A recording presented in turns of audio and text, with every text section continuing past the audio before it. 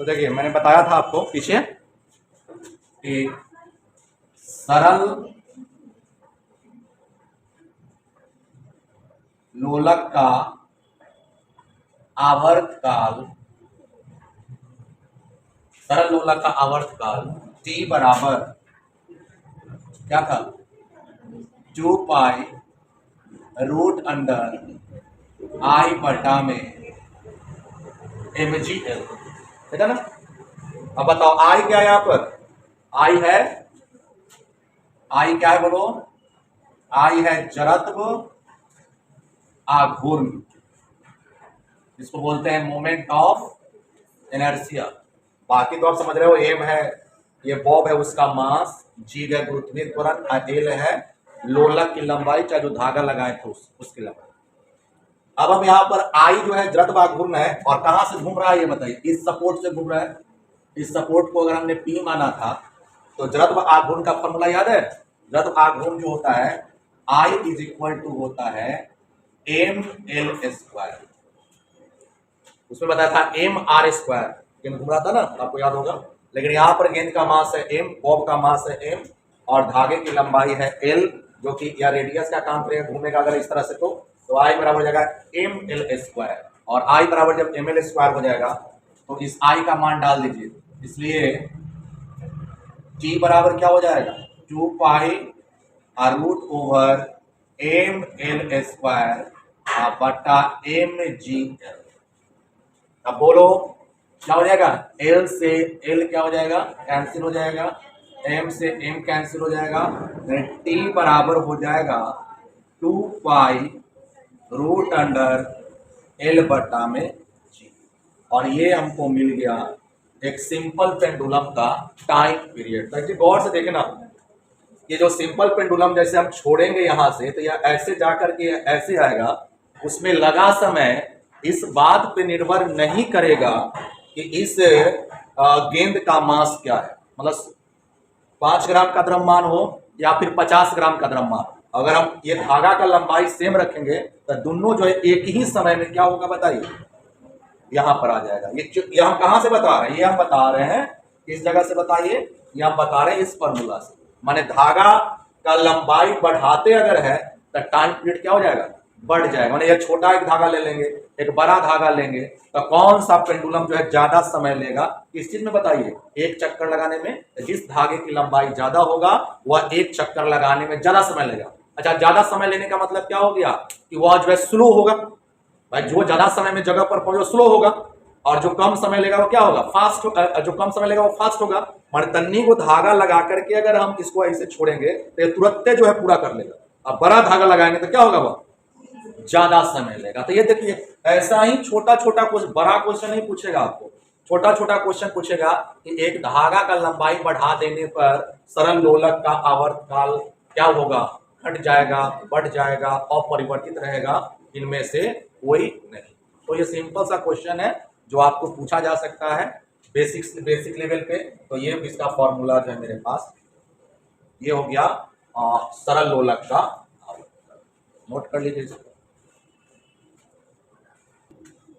तो देखेंगे यहाँ पे हम लोग जान रहे हैं यहाँ पर तैरती हुई बेलन की सरल आवर्त गति। मतलब एक बेलन है और यह बेलन जो है एक बर्तन में रखे द्रव के में डाल दिया गया है, और यह मान के चल रहे हैं कि यह जो बर्तन है उस ये जो बेलन है वह बेलन का जो एरिया है, क्रॉस सेक्शनल एरिया जो है वह ए है। ठीक है, जो बेलन है इसका क्षेत्रफल क्या है, ए है। और जैसे ही हम बेलन को इसमें डालेंगे तब बेलन क्या हो जाएगा, अपने वेट के कारण अंदर चला जाएगा। और जब वेट के कारण अंदर जाएगा तो जैसे जैसे अंदर जाएगा ये तरल जो है ऊपर की ओर उत्प्लवन बल लगाएगा, है ना।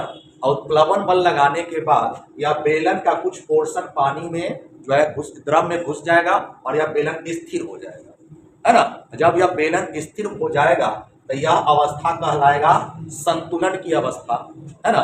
और यह अवस्था कौन सी अवस्था कहलाएगा, संतुलन की अवस्था कहलाएगा। अब संतुलन की अवस्था को हमने यहाँ पर नोट कर दिया कि भाई ये जो पोर्शन है वह है ओ है, यह बिंदु जिस पर संतुलन उसने प्राप्त किया है। और यह कितना गहराई चला गया है बताइए, डी गहराई नीचे चला गया। कहाँ से, द्रव के सतह से। ठीक है, डी गहराई चला गया है। अब हमने क्या किया है कि इस बेलन को जो संतुलन की असंतुलन की अवस्था में था, माध्य स्थिति में था, इसको मैंने पुश कर दिया है। पुश किया है कितना बताइए?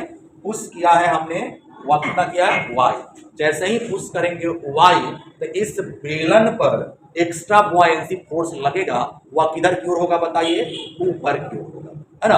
और एक्स्ट्रा बुआयंसी फोर्स जो है ऊपर की ओर होगा, और वह बुआयंसी फोर्स जो आपको होने वाला है वह उत्प्लवन बल जो परिणामी होगा, परिणामी उत्प्लवन बल जो होता है, उत्प्लवन बल जो होता है, अगर हम यहाँ पर F से इंडिकेट कर लें तो उत्प्लवन बल का फॉर्मूला होता है विस्थापित द्रव का भार।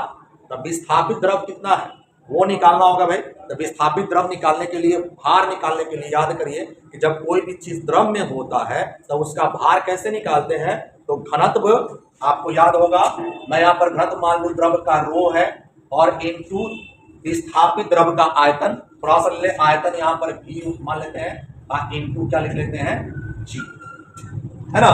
F बराबर हो जाएगा रो भी जी, जहां रो क्या है? इस द्रव का घनत्व है, v क्या है? जितना पानी जो है इक्विलिब्रियम के बाद हटा था उसका आयतन है, और g तो आप समझ ही रहे हैं। आयतन बराबर क्या होता है आपने पढ़ा होगा, याद करिए। आयतन बराबर क्या पढ़ा है आपने? तो आयतन बराबर पढ़ा है आपने क्या? आयतन बराबर होता है एरिया इंटू जो है हाइट या डेप्थ। तो एरिया इस बेलन का कितना है? a है, और जो इक्विलिब्रियम पोजीशन से जो नीचे गया है डेप्थ वह कितना है? y है। तो लिख सकते हैं रो, और v भी हम लिख सकते हैं a गुने y गुना g।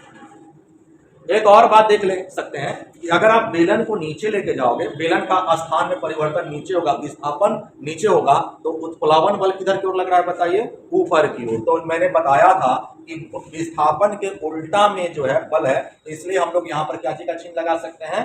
माइनस का लगा सकते हैं। ठीक है, अब जब माइनस का चिन्ह लगा सकते हो तो इतना सारा बल जो है वह किस पर लगने वाला है बताइए? इतना सारा बल जो है लगने वाला है इस बेलन पर, किस तरफ बताओ? ऊपर की ओर, है ना। और न्यूटन का सेकेंड लॉ को अब जानो, तो न्यूटन का सेकेंड लॉ क्या होता है बताइए? तो न्यूटन का सेकेंड लॉ होता है F बराबर ma, है ना। जहाँ m किसका द्रव्यमान है? तो m द्रव्यमान है आपका ये बेलन का। ठीक है, F बराबर ma बराबर किसके हो जाएगा? Minus rho a Guna y, ठीक है, और गुना g के। अब जरा सा देख लेंगे, a बराबर क्या हो जाएगा? Minus rho Guna a Guna g, ठीक है, और गुना y बटा में m। अगर गौर से देखें तो रो क्या है? द्रव का घनत्व है, a क्या है बताओ? एरिया है बेलन का, है ना, g क्या है? द्वितीय त्वरण है, और m है द्रव्यमान। ये सारे के सारे कैसे राशि है? कांस्टेंट राशि है। देख सकते हो रो a गुना g बटा m बराबर हो जाएगा किसके? ओमेगा स्क्वायर के, और जो कैसा राशि है बताइए? कांस्टेंट राशि, ना बदलने वाला राशि। अब ना बदलने वाला राशि है भाई, तो a बराबर किसको हो जाएगा? Minus omega square a। और ये मैंने बताया था, ये कंडीशन क्या सिद्ध करता है कि अगर ऐसा कंडीशन आ जाए तो यह सिद्ध होता है कि वह बॉडी का जो मोशन है वह कैसा है? सरल आवर्त गति है। अरे ये फॉर्मूला इतना जो था वह कांस्टेंट था ना, इसको मैंने ओमेगा स्क्वायर मान लिया जो कांस्टेंट है, और y तो y है, एक ये हो गया, इस माइनस ये हो गया ओमेगा स्क्वायर y। और ऐसा होता है तो मैंने SHM यह सिद्ध कर रहा है क्या? यह सिद्ध कर रहा है कि ये जो वस्तु की जो गति है, यह जो दोलन हो रहा है कैसा हो रहा है? SHM हो रहा है। क्लियर?